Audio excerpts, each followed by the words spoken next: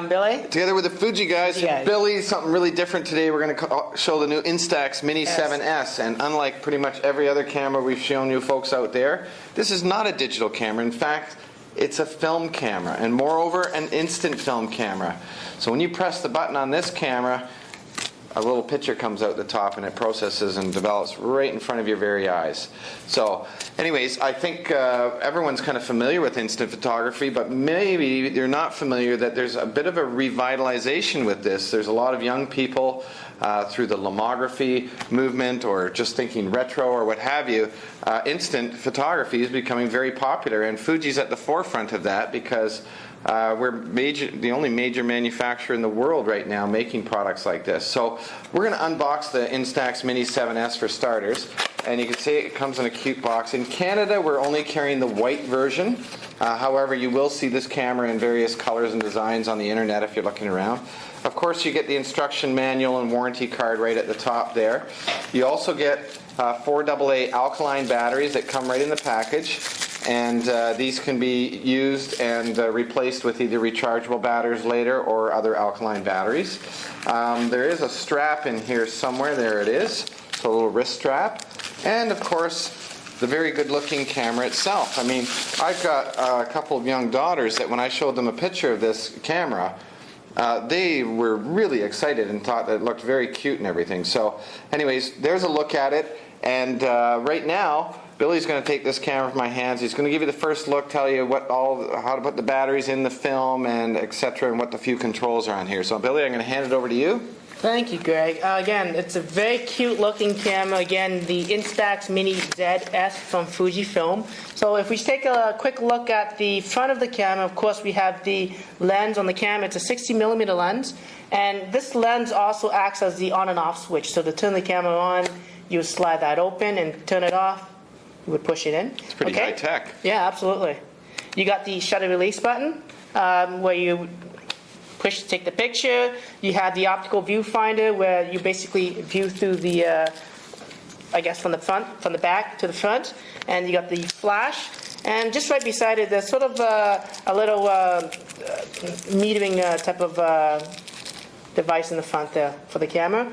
If we take a look at the sides of the camera, of course, there's nothing on the left side, but on the right side, we'll see the strap eyelet where you can attach that elusive camera strap. To the side, you have the little battery cover. So if I just push that down, it takes 4 AA batteries. Perfect. Okay, which is also included with the camera. Nice. And I'll show you a little later when I put that battery back in. Snap that back. So again, we took a look at one side, the other side. At the bottom, again, it's nothing there. But if we take a look at the back of the camera, we now have, again, the optical viewfinder where you would actually view through to frame the photo. You have the little, I guess, the exposure, how many exposures are left. So when you insert a new film in, it starts off at 10 and it goes right down to 0, so you know how much shots you have. And this little window is just an indicator that tells you that you actually have film in the camera. So you can't mistakenly open that film cover, which is right over here, and accidentally expose film, and you don't want to do that. So before you open up the cover, just make sure that the indicator over here doesn't show that there's film in the camera. There's a little bit of instructions on the different modes, and I'll show you that right now, actually. So if we look at the top of the camera, we have where the film slot where it exits the camera, and then we also have the exposure control. So on the exposure control, basically it controls the brightness of the camera. In fact, it actually controls the what we call the aperture of the camera. So if you set it up to the house icon, which is sort of an indoor representation, it's going to have a wide open aperture to let more light in. Then we have things like the cloudy. We have sort of a fair sunny day, and then we have an extremely bright sunny day. So a day where there's really no clouds, it's extremely white, and so the aperture is going to close down, and so that you have less light, it doesn't get overexposed. Perfect. Now, again, the flash is right in front. Okay, so let's go ahead and put the batteries in. So. Okay. Greg, you're going to pass me those AA batteries. Absolutely. I've unboxed those for you, and excellent. You're ready to go. And I'll get one package of film ready. So we're just going to follow the instructions. You see this little plastic tab? You want to put the batteries right over that because it makes it easier to pull the batteries out later on. And there's little diagrams inside this that will tell you which way the battery goes. Of course, when I turn this on and it doesn't go on, then I know I don't have the batteries in correctly. It's one way of testing it, sure.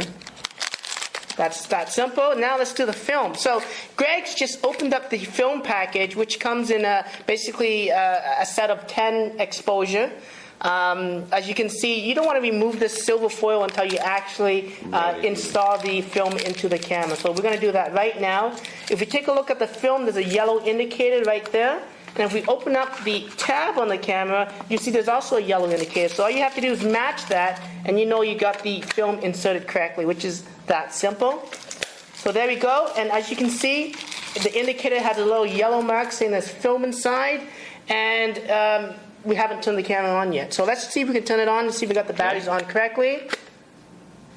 There we go, the camera's turned on. As you notice on the top of the camera, there'll be lights blinking one after the other, so red, red, red. And when it hits green, it means that the camera's ready to go, the flash is charged up, and you're ready to take that first photo. So at this point, let's just do that. Now one point to make is this. The first shot that you actually take is actually a cover of the film so that you actually don't overexpose when you actually insert the film. So your first shot is not going to be your first shot, okay? So I kind of tricked you there. You just faked me out. I did fake you out there. You go. Let's take another shot, Greg, and I guess we're indoors, so I'm going to set it to that, which is already there. And I'm going to look through the optical viewfinder, frame Greg, using rule of thirds, of course. And download. No. We got the picture instantly up, as you can see. Back in the days, you would think, you know, with instant film, you would sort of wave it and blow it. You don't need to do that, actually. It doesn't really improve or speeds up the exposure. If it makes you feel better, you can do it. It doesn't do anything. So that's pretty cool things on this Fujifilm Instax Mini ZS. Now, I just wanted to explain some other features with the camera quickly, Greg. You know, I did mention to you that it's a 60mm lens. The focus range on the camera is approximately 0.6 meters to infinity. So it basically has kind of like an infinity focus.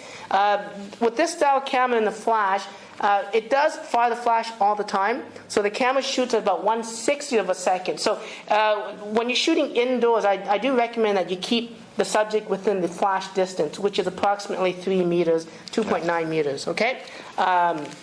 So that's important of photography. And like I mentioned again, the dials on top, when it's green, it indicates that the flash is charged up and you're ready to see that first picture.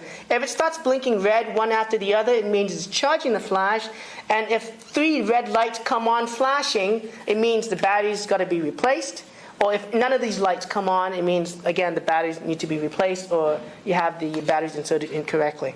Awesome. Billy, I'm just going to mention one more thing to the people out there, because maybe a lot of young people buying this have never used film before, but a couple things about film, whether it's the instant variety or film, is that film always has an expiry date on it, so you should always check the expiry date on the box before you purchase it, because it's expensive. And film is also susceptible to damage regarding heat and overexposure to heat and things like that. So, you know, you don't want to leave this on your car dashboard and let it get hot all day because, again, it's expensive and you could ruin it. So that's everything you need to know about the Instax Mini 7S. I think it's great. We can't wait to launch it here in Canada. Until then, I'm Greg. And I'm Billy. And we're the Fuji Guys. Fuji Guys.